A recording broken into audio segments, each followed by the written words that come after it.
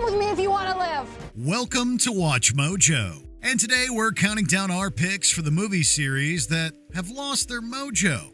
Pun fully intended. You are without doubt the worst pirate I've ever heard of.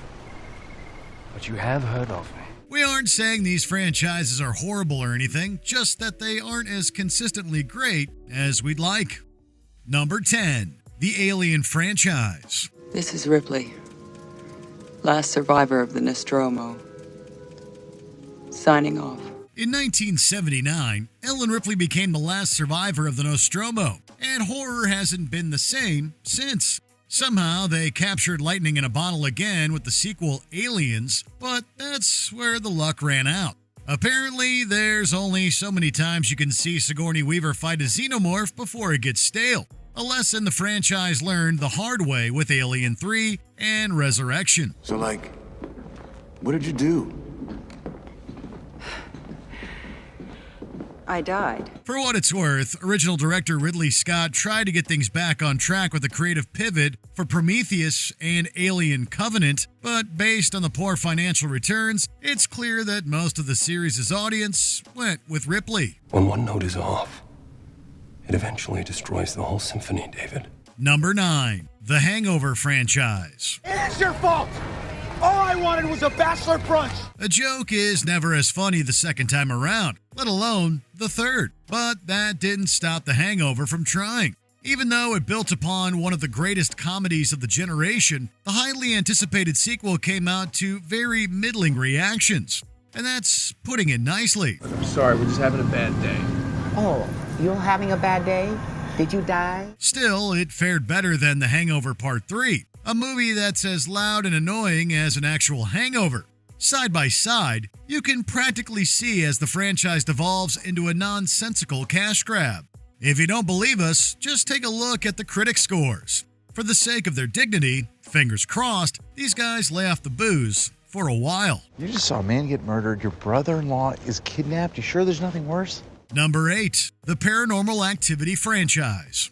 As they say, the scarier they are, the bigger they fall, right? Since the first Paranormal Activity single-handedly reignited the found footage craze, sequels were practically a given. And to be fair, the first couple were pretty solid. But after 4 entries of shaky cam terror, both audiences and critics began to tire of the same old, same old. Is anybody home? Guys! Guys, come on, we're not supposed to be in here. That didn't stop Paramount from making them, though, and they pumped out sequel after sequel until finally laying the series to rest with the disappointing Ghost Dimension. What happened to her eyes? Why are they black? Lila, what's happening to her? Who knows what you're doing? As if to prove how far the Paranormal Activity brand has fallen, the 2021 reboot, Next of Kin, didn't even get a theatrical release. Scary stuff indeed. Right, cool. No, you look crazy. Number 7, the Matrix franchise. Matrix. Do you want to know what it is? When you hear people talk about The Matrix, they probably mention Keanu Reeves, the industry-defining action scenes, or the deep philosophical themes.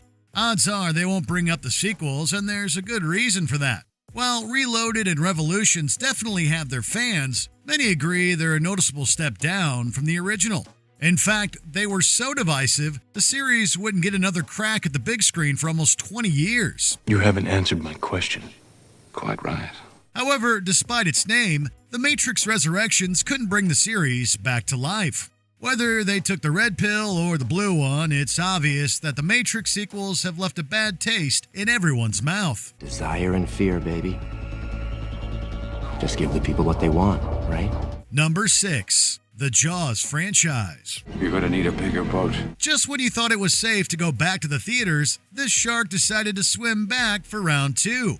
And then 2 more after that. That's right, the original Jaws has 3 sequels, and somehow they're each worse than the last.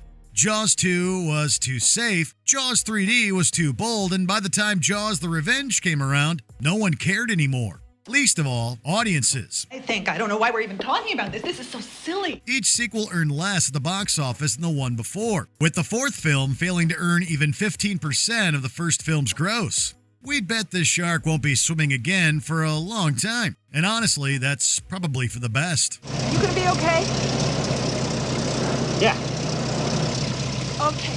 Number 5. The Jurassic Park and Jurassic World franchise. You sure the third one's contained? Yes. Unless they figured out how to open doors. History really is doomed to repeat itself, and we don't just mean with dinosaurs. To set the stage, the first Jurassic Park roared into cinemas in 1993 with history-making results. Then came a sequel and another. But instead of bolstering the brand, the lackluster addendums watered down any remaining novelty of seeing dinosaurs on the big screen. Alan. Alan. The 2015 reboot Jurassic World brought things back to their thrilling roots, only for its trilogy to fall apart too. World's sequels, Fallen Kingdom and Dominion, weren't just poorly received. They earned some of the worst critic scores of the entire franchise to date. You were at Jurassic World. Jurassic World? Not a fan. Evidently, it's time for these dinos to go extinct again. Number 4. The Transformers live-action franchise. They're a young species. They have much to learn. But I've seen goodness in them. Even though they've been around for a while, the live-action robots in disguise have yet to win over many critics. Still, the first Transformers managed to coast by on the merits of its breathtaking special effects and grounded coming-of-age story. The issue is that the series kept going and going and going. Suddenly, the once promising franchise became known for bloated runtimes, copy-and-paste narratives, and boring, mindless action. You can tell me no other human will ever know. There is no plan. As a result, starting with 2014's Age of Extinction, fewer and fewer people began showing up for mainline Transformers films. We can't blame them either. Giant fighting robots may have been worth the movie ticket in 2007, but after years of borderline unwatchable sequels, they're a sign to stay clear. Don't pry. I can give you everything you want. Then die. Number 3. The Pirates of the Caribbean franchise. This is either madness or brilliance.